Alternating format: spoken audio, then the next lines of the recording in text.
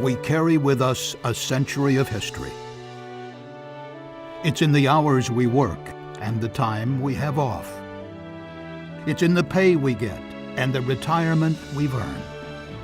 There's history in the coats on our backs, in the equipment we use, and even in the air that we breathe. Because every piece of gear we have, every benefit we enjoy, was won for us by our brothers and sisters brave enough to stand together and fight like no other union in North America, and to secure for each of us a better future.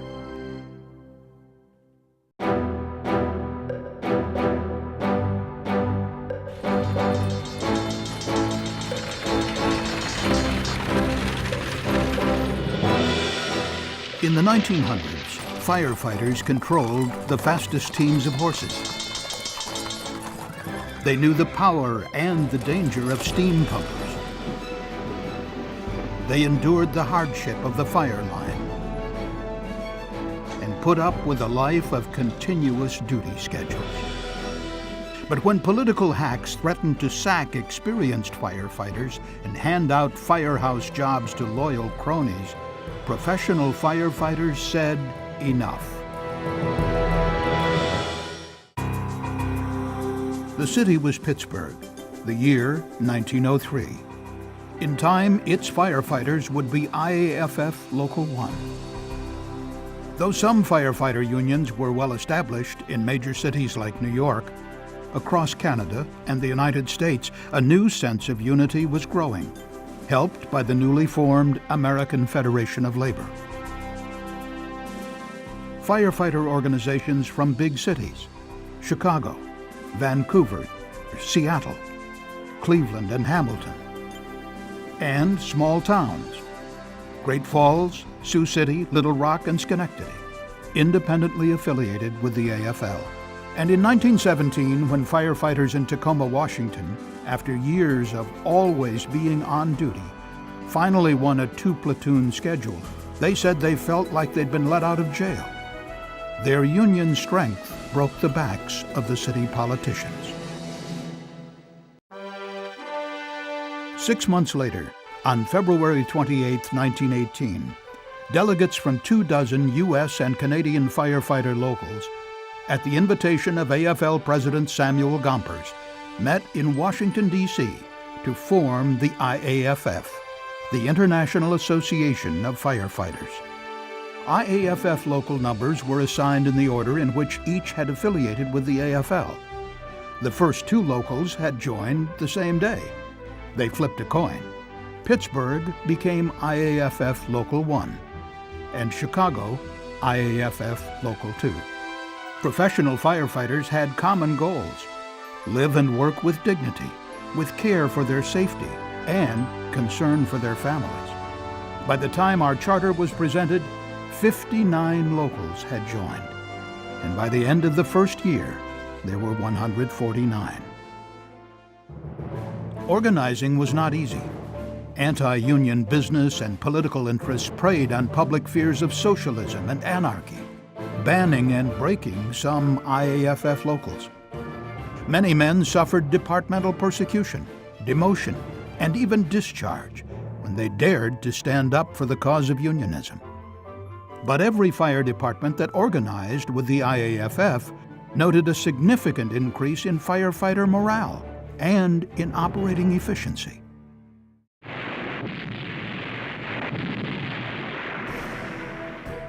World War I ended, and out of that horror came new ideas and new inventions that could help firefighters work better and safer. Mechanical engines and pneumatic tires meant quicker, better response, lowering the loss of life and property.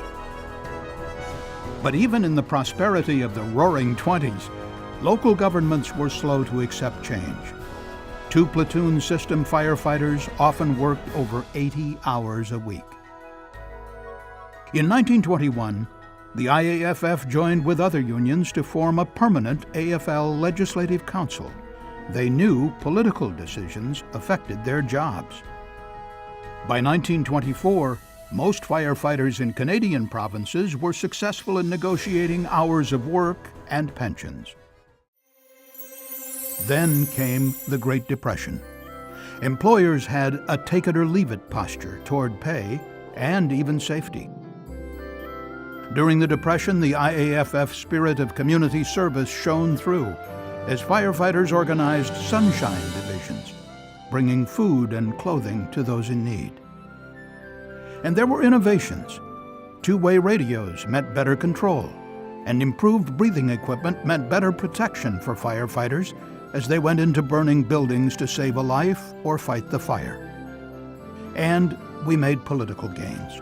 Defined benefit plans were won by many of our locals, such as Chicago, where the Firemen's Annuity and Benefit Fund of Chicago was established in 1931. Under defined benefit plans, cities were required to make guaranteed contributions, which kept money out of the hands of hungry politicians and kept benefits in the pockets of firefighters. Franklin D. Roosevelt's New Deal brought real job protections. Civil service laws shortened work hours and raised pay. Labor laws protected workers and their right to organize. But firefighters had no collective bargaining power to negotiate and enforce contracts. It would take 30 years to fight and win collective bargaining. And even then, it would be on a state-by-state basis. Because of the dangers of the job, the IAFF pioneered medical research into heart and lung disease.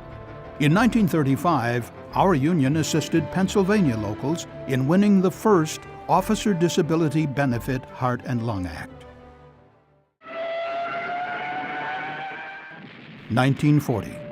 With Nazi troops occupying the European continent, bombs rained on Great Britain. Hundreds of our members joined the Canadian Firefighter Corps and went to England to fight the fires from Hitler's bombers. When the United States was attacked at Pearl Harbor, Congress declared war, and IAFF members proudly fought and joined with their Allied brothers. For the first time, federal firefighter locals, 8 of them, organized with the IAFF. Some cities used the war against firefighters. They argued that firefighters had the right to organize, but a wartime strike would be nothing less than a treasonous conspiracy against the government. Victory. When the war ended, those who came back found fire service jobs waiting for them, even disabled veterans, all because of our union. In 1948, the IAFF was 1,000 locals strong.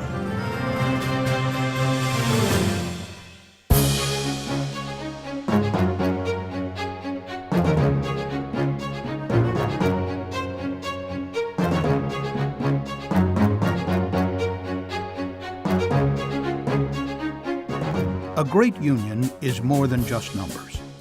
And as the IAFF grew, so did our service to firefighters and our communities. In 1954, we adopted the Muscular Dystrophy Association as our charity in the United States and Canada. Since then, we've raised $500 million to help fund research and treatment to fight muscular diseases. The dangers of the job are well known, because this union has led the investigations into the occupational hazards of firefighting. In 1958, we formed the IAFF John P. Redmond Foundation that established a medical library to assist locals in the presentation of disability and pension cases. In 1960, IAFF delegates supported a resolution calling for a 35-hour duty week, and this work paid off as we began to win shorter duty hours in many areas of the U.S. and Canada. We choose to go to the moon. Our profession was also shaped by social and political change. What we learned about saving lives on the battlefield, we brought to civilians on the street. Victims of accidents, trauma, and cardiac arrest, once doomed to death in a ditch, were literally given back their lives by firefighters. We're going to take you to the hospital real quick, okay? Our communities received the same rapid response from specially trained firefighter EMTs and paramedics for medical emergencies as they had received for fire suppression. On the political front, from state to state, firefighters were fighting for collective bargaining and winning, first in the state of Wisconsin, and then Washington and New York. Pennsylvania, Michigan, Massachusetts, and Iowa would soon follow. Nationally, the IAFF scored a major legislative victory in 1968 with passage of the Federal Fire Research Act. The law focused attention on fire safety problems and led to establishment of the National Fire Academy. And 4 years after the first maple leaf flew above Parliament, the IAFF opened its office in Ottawa for IAFF members throughout Canada. Our union was growing in strength and numbers. By 1968, we totaled 130,000 members in 1,300 locals. Just 4 years later, over 158,000 belonged to the IAFF. We knew that our members' lives and livelihoods could be changed by the actions of government, and we stepped up our political activity, creating Fire PAC to represent firefighter issues in federal, state, and provincial political arenas. When President Gerald Ford signed the Public Safety Officers Benefits Act, we had won an 8-year battle to help families of firefighters killed in the line of duty. But our concern didn't end there. In 1977, we established McLennan Scholarships that would help with the costs of higher education for the children of firefighters who had been killed in the line of duty. The IAFF at 60 was a force for change, a good neighbor in the communities we serve, and a powerful advocate in the realm of politics.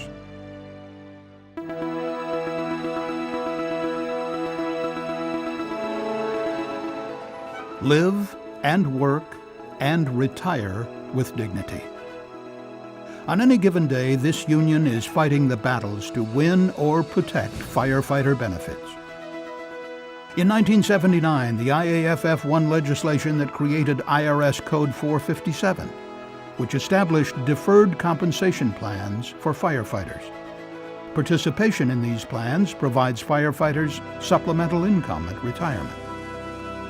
Once again recognizing that jobs and politics go hand in hand, in 1980, the IAFF held its first annual legislative conference. The research and guidance of the IAFF led national associations and federal, state, and provincial agencies to write and enforce standards that protect firefighters, including fire brigade organization, training, and better turnout gear.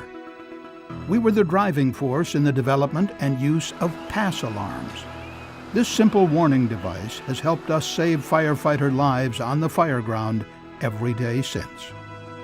By the early 80s, most state associations had already won heart and lung presumptive laws. And in 1982, California became the first state in the U.S. to have a cancer presumption law, because the IAFF and the California Professional Firefighters won its passage. Prior to 1985, there was no federal standard or requirement that firefighters had to receive overtime for extended work hours. That year, the Supreme Court ruled that the Federal Fair Labor Standards Act applied to state and local municipal employees. In response, the IAFF worked to pass FLSA amendments requiring overtime for IAFF members. 1986 brought passage of U.S. federal and state laws that protected us from the risk of exposure to hazardous materials. Firefighters now had the right to know what was stored or carried that could harm the public. In 1987, we established the IAFF Human Relations Committee to create dialogue within our ranks on the issues that impact and reflect the diversity of our membership. And we pushed for a comprehensive safety and health standard for firefighters in NFPA 1500. And we won funding for training and equipment to reduce uncontrolled risk of toxic exposures that had already injured or killed many of our brothers and sisters.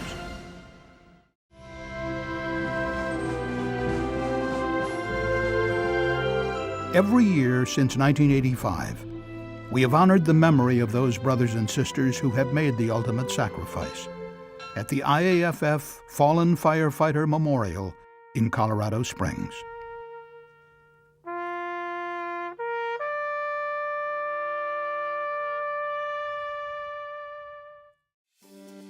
In May 1991, the first Canadian Legislative Conference met to discuss the need for PSOB laws for our 20,000 members. In 1996, 10 fire departments and 10 IAFF locals from both Canada and the United States joined together with the IAFF and IAFC to establish a program of wellness and fitness.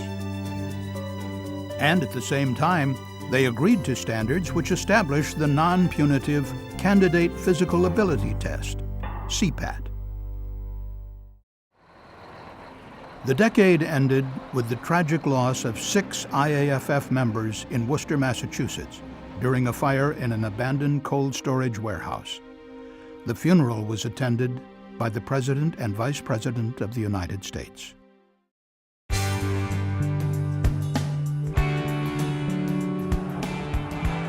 The turn of the century began a momentous decade in which our union would advance further than ever before. It was the start of a new era, applying 21st century knowledge and technology to support the principles upon which this union was established, to live and work with dignity, with care for the safety of our members, and concern for the well-being of their families. The IAFF provides more expertise than ever that has enabled our states and provinces to win and amend presumptive disease laws and regulations that currently protect our members in 42 states, 7 provinces, and 2 territories. And we're not done. We created the Affiliate Leadership Training Summit in 2001, and every year since we have trained more than 1,000 leaders of this union. We established the Human Relations Conference that brings hundreds of us together to learn and exchange ideas about ways to make this great profession more accessible to everyone. The IAFF was the driving force in pushing through national industry standards for on-scene operations, including adequate staffing to assure safe, efficient, and effective fireground operation and to protect firefighter lives. And now, when local governments propose compromises in standards that threaten the lives of our members, we have science and national standards to state our case and win. Often, in our profession, unthinkable tragedies have been the catalyst for historic gains.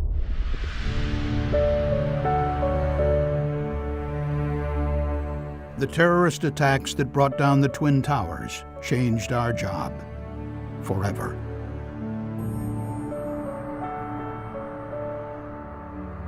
The IAFF immediately began providing assistance to our members still working at Ground Zero and the Pentagon, and to the families of the fallen. We have distributed more than $162 million to the families of those killed that day. We will never forget. As a direct result of this tragedy, our union created a blueprint for providing immediate financial and emotional support for IAFF members after devastating losses, following Hurricanes Katrina, Rita, and Wilma, the tornadoes in Joplin, Missouri, Superstorm Sandy, and dozens of other disasters. Wherever there's a need, the IAFF is there. Early in this new century, the IAFF made another innovative move, creating our own financial corporation, a for-profit enterprise owned by our membership to provide solid financial services at a discount to our members, while creating additional revenue streams for our union.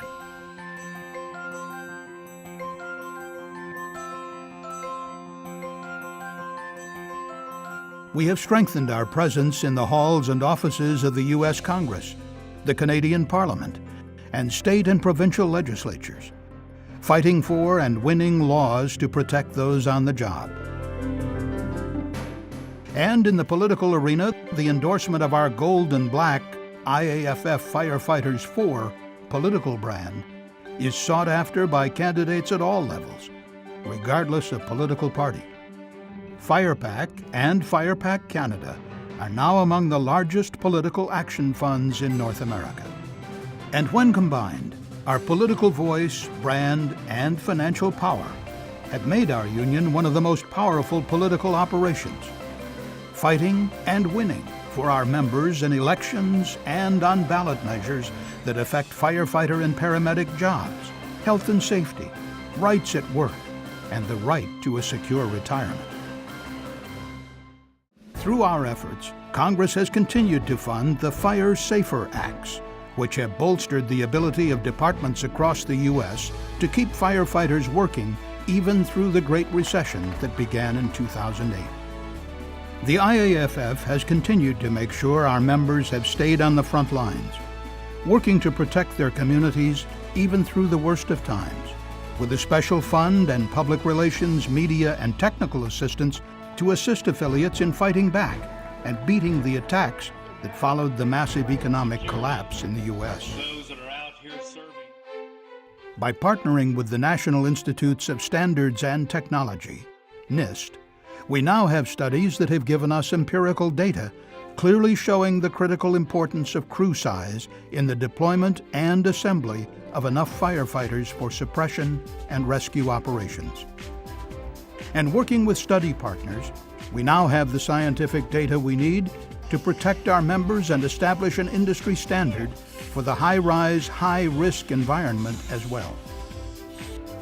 Our groundbreaking Fireground Survival Program trains our members in cities all across both countries in how to protect their lives when they get trapped in a bad situation in a fire.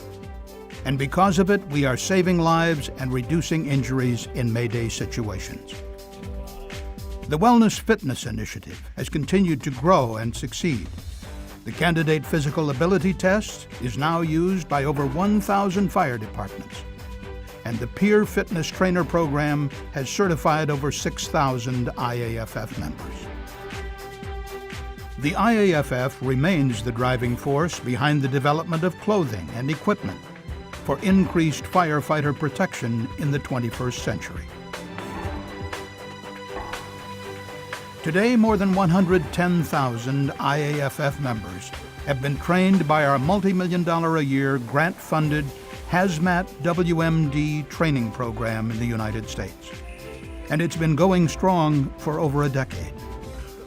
And we won an unprecedented grant from the Canadian government to provide the only government-sponsored Hazmat WMD CBRNE training program in the country.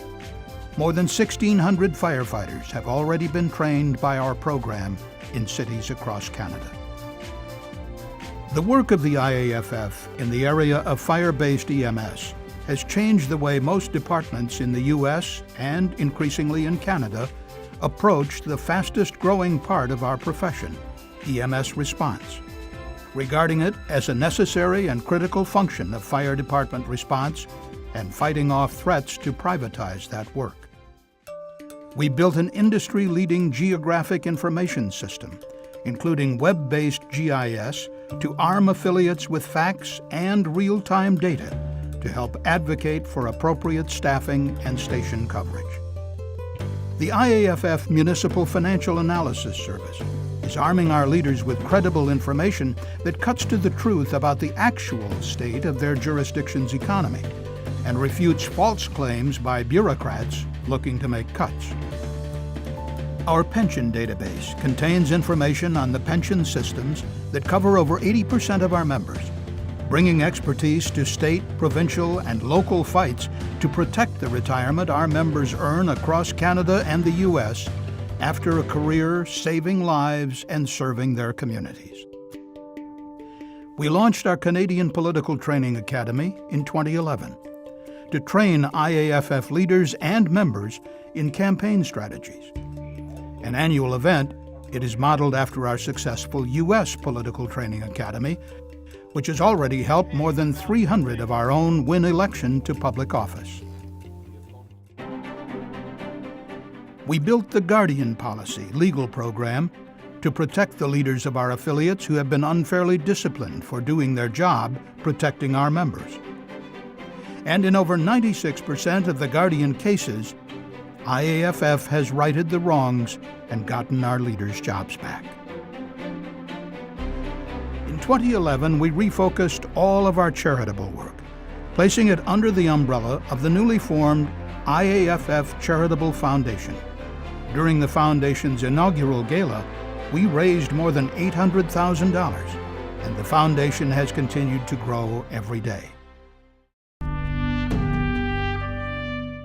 Today, the IAFF is over 300,000 members strong, organized in 3,200 affiliates, and representing more than 85% of the full-time professional firefighters and paramedics in North America.